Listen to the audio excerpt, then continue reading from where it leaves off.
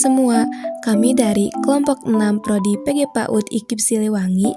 Pada kesempatan kali ini, kami akan membahas tentang pengaruh budaya dan biologi pada anak usia dini. Melalui video ini, kami akan mencoba menjelaskan materi secara ringkas namun tetap informatif dan mudah dipahami. Semoga presentasi ini bisa menambah wawasan teman-teman semua ya. Yuk, langsung aja kita mulai pembahasannya. Di sini kami akan membacakan terlebih dahulu latar belakangnya. Budaya bukan hanya soal tradisi atau adat, tetapi juga mencakup pola asuh, pendidikan, dan gaya hidup di sekitar anak. Budaya berperan besar dalam membentuk cara berpikir, berperilaku, dan berinteraksi anak sejak dini. Faktor biologis mencakup genetik, struktur otak, hormon, serta sistem saraf yang memengaruhi perkembangan fisik, emosi, dan kecerdasan anak. Rumusan masalah: 1. Pengaruh budaya pada anak usia dini. 2. Biologis pada anak usia dini.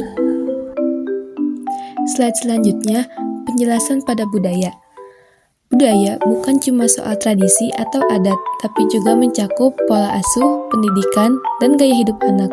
Budaya juga menentukan cara orang tua mendidik dan mengekspresikan emosi.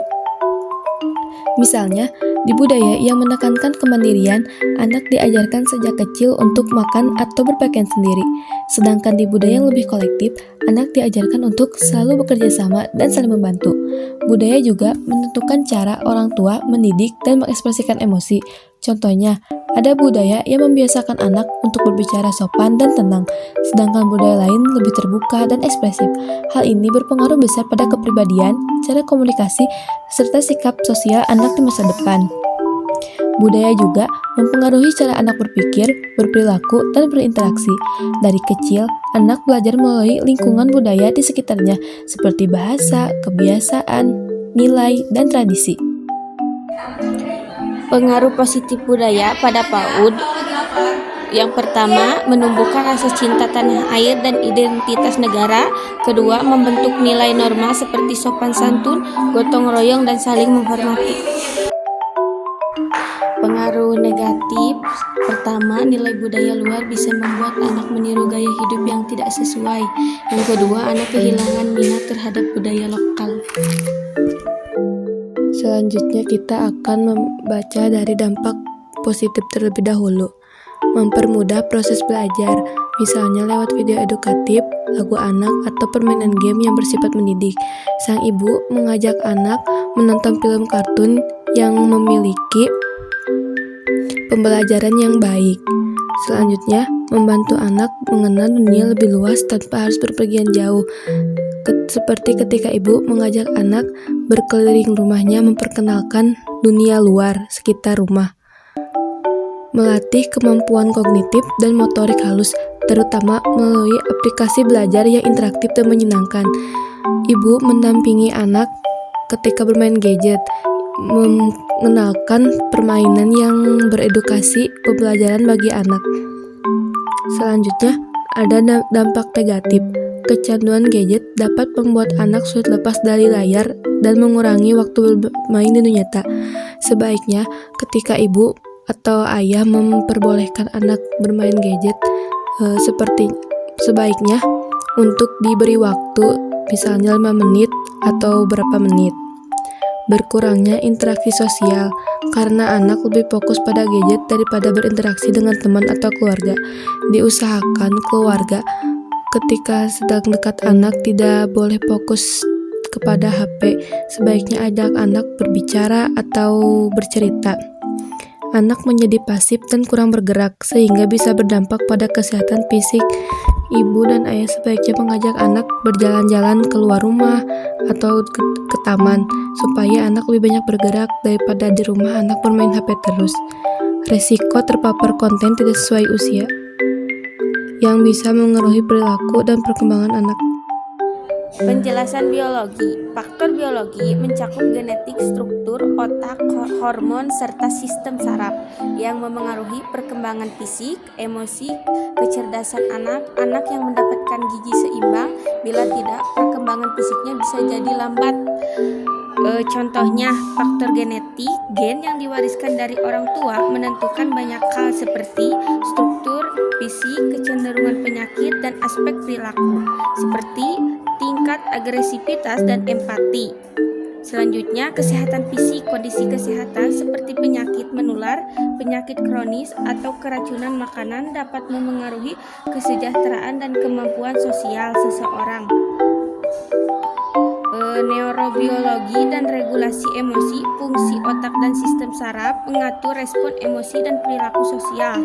Ketidakseimbangan neurotransmitter dan variasi struktur otak seperti amigdala dapat memengaruhi mood, stres, dan kemampuan mengelola hubungan sosial. Faktor hormonal dan nutrisi. Hormon berperan dalam perkembangan fisik dan mental, terutama saat pubertas. Nutrisi yang baik juga penting bagi perkembangan optimal, sedangkan kekurangan nutrisi dapat menyebabkan gangguan kesehatan dan perkembangan. Dengan menjelaskan poin-poin ini, pengaruh biologis dipahami sebagai faktor internal yang sangat mempengaruhi bagaimana seseorang berkembang, berinteraksi, dan kehidupan sosial dan budaya. Selanjutnya, peran orang tua menjadi teladan dalam menggunakan teknologi secara sehat agar anak meniru perilaku positif. Sebaiknya sebagai orang tua agar selalu mengawasi ketika anak bermain gadget dan diusahakan orang tua selalu memberikan konten-konten yang bersifat positif. Mengenalkan dan melibatkan anak dalam kegiatan budaya supaya anak tahu dan bangga dengan budayanya sendiri. Mengajak anak seperti mengikuti lomba Agustusan karena itu termasuk budaya yang ada di Indonesia, mengikuti pentas seni yang ada di sekolah maupun yang ada di internet, mengontrol waktu dan konten saat anak menggunakan gadget agar tidak kecanduan dan terhindar dari hal yang negatif. Orang tua harus mengatur konten tontonan anak-anak agar kontennya sesuai umur. Selanjutnya, peran guru menyusun kurikulum yang memadukan budaya lokal dan teknologi edukatif, menyelenggarakan kegiatan budaya di sekolah seperti pentas seni atau lomba permainan tradisional, menggunakan media digital untuk melestarikan budaya, contohnya membuat video lagu daerah. Yang terakhir, kesimpulan. Budaya dan biologi sama-sama penting dalam perkembangan anak usia dini. Budaya membentuk nilai dan perilaku, sedangkan biologi menjadi dasar kemampuan dan potensi anak. Keduanya saling melengkapi dalam proses tumbuh kembang anak yang utuh.